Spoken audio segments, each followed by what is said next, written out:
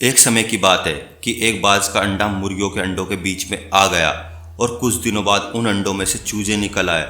जो चूजे निकल आए उनमें एक बाज का बच्चा भी था और बाज का बच्चा भी मुर्गियों के बच्चों के बीच में ही बड़ा हो रहा था और बाज का बच्चा भी वह सब करने लग गया था जो मुर्गी के बच्चे करते थे।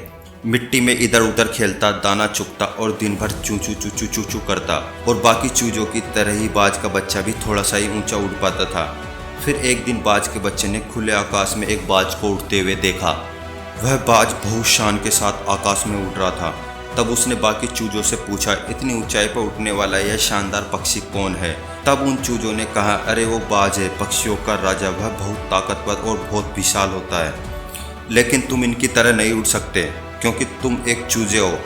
और फिर बाज के बच्चे ने उनकी बात को सच मान लिया।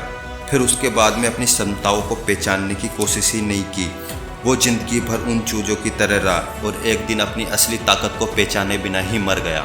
दोस्तों, हम में से बहुत से लोग उस बाज की तरह अपनी असली क्षमताओं को पहचाने ही एक सामान्य ज़िंदगी जीते हैं, क्योंकि हम सबके बीच में कुछ नेगेटिव लोग होते हैं। जब आप उनसे बोलोगे कि मैं उड़ना चाहता हूँ, उड़ने का मतलब बहुत सारी चीज़ों से हो सकता है, जैसे कि किसी को कॉमेडियन बनना है या किसी को यूट्यूबर बनना है या किसी को IAS ऑफिसर बनना है। बहुत सारी चीज़ें हैं जो आपके आसपास के लोग हैं और जिनके साथ आप रहते हो, अगर वो नेगेटिव है तो वो आपको भी नेगेटिव कर देंगे।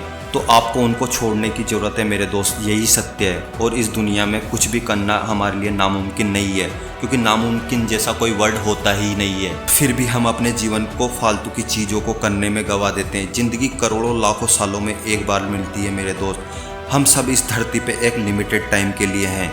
जो भी करना है आज से अभी से करना है। अपनी क्षमताओं को पहचानिए और आकाश की ऊंचाइयों पर उड़कर दिखाइए, क्योंकि यही आपकी असली ताकत है। जय हिंद, वंदे मातरम।